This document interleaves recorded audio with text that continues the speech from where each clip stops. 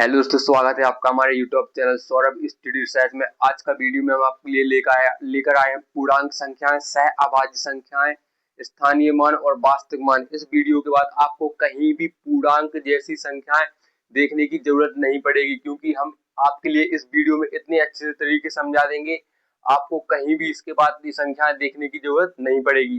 चलिए सबसे पहले शुरू करते हैं। पूर्णांक किसे कहते हैं? तो पूर्णांक धनात्मक, ऋणात्मक और शून्य को मिलाकर हमें जो संख्या प्राप्त होती है उसे हम पूर्णांक संख्या कहते हैं।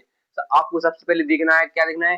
धनात्मक, ऋणात्मक और शून्य। जहां पर धनात्मक, ऋणात्मक या शून्य तीनों संख्या हो तो वहां पर आपकी भी संख्या क्या कहलाएंगी? पूर्णांक संख्या कहलाएंगी। जैसे उदाहरण में लिखा है -6, 0, ये देखो शून्य भी आ गया इसमें, 24 ये धनात्मक है, 106 भी धनात्मक है, -21 ऋणात्मक है, -3। तो ये सब क्या है? पूर्णांक संख्याओं के उदाहरण है। उसके बाद हम देखेंगे सह अभाज्य संख्या क्या होती है। जब भी आपको कभी कहीं पर सह अभाज्य संख्या लिखा मिलता है तो आप उसको थोड़ा कंफ्यूज हो जाते हैं कि सह अभाज्य संख्या क्या होती है। चलिए आपका यह कंफ्यूजन भी हम बिल्कुल दूर कर रहे हैं। तो सबसे पहले आपको देखना है सह अभाज्य संख्याएं वे संख्याएं जिनमें एक के अलावा कोई उभयनिष्ठ गुणनखंड न हो। वे संख्याएं जिनमें एक के अलावा कोई उभयनिष्ठ गुणनखंड न हो क्या कहलाती है? सह अभाज्य संख्याएं कहलाती है। उदाहरण में लिखा है 25, 16। 25 और 16 में आप देखोगे कि यह दो ऐसी संख्याएं, इनमें आपको कोई भी उभयनिष्ठ नहीं मिलेगा, एक के अलावा सिर्फ एक है। इसमें क्या है? सिर्फ एक। अब अगर 25 में किसी भी संख्या का भाग देंगे, 25 और 16 मतलब एक ऐसी संख्या, बिल्कुल एक ऐसी संख्या नहीं होगी जिसका भाग दोनों संख्याओं में चला जाएगा। आप देख सकते हो। उसके बाद आप देखोगे 9 और 7 भी एक ऐसी संख्या है जिसमें एक के अलावा और किसी भी संख्या का भाग नहीं जा रहा है। उसके बाद उसके अलावा 17 और 23 में भी एक के अलावा किसी भी संख्या का भाग नहीं जा रहा है। तो ये सभी क्या है? सह अभाज्य संख्याओं के उदाहरण हैं। सह अभाज्य संख्याओं के बाद हम बात करेंगे स्थानीय मान की। तो चलिए हम देखते हैं स्थानीय मान होता क्या है। स्थानीय मान किसी अंक का वह मान जो उसके स्थान की स्थिति के अनुसार बदलता रहता है, स्थानीय मान कहलाता है। आपको समझना है गौर से, मतलब किसी अंक की स्थिति के अनुसार जो मान बदलता रहता हो उसे स्थानीय मान कहते हैं।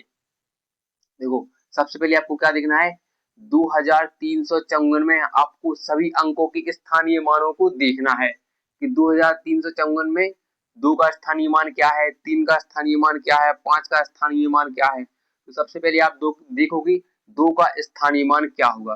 तो 2 का स्थानीय मान देखो, आपको देखना है 2 कौन से स्थान पर है? इकाई, दहाई, सैकड़ा, हजार, मतलब हजार भी स्थान पर है और आपको निकालना है 2 का स्थानीय मान। तो 2 का स्थानीय मान कितना हो जाएगा? 2000। कितना हो जाएगा? बिल्कुल सिंपल है, 2000। उसके बाद देखना है आपको 3 का स्थानीय मान। तो आपको देखना है 3 कौन से स्थान पर है। तो आपको देखना है इकाई, दहाई, सैकड़ा, मतलब 3 सैकड़ा भी स्थान पर है। तो आपको 3 का स्थानीय मान निकाला तो आपको लिख देना है 300। कितना लिख देना है? 300। बिल्कुल सिंपल है। 5 का देखो, 5 का स्थानीय मान क्या होगा? इकाई, दहाई, 5 दहाई भी स्थान पर है तो 5 का स्थानीय मान हो जाएगा 50। आपको जीरो लगाना है। आपको ऐसा ही लिखना है कि 354, इसको 2354 ऐसे ही लिखना है। आपको 2 का निकालना है तो 2 के बाद जितनी पीछे अंक है उतने जीरो लग जाएंगे। ये तो बहुत ज्यादा सिंपल है। उसके बाद आप देखोगे वास्तविक मान क्या होती है।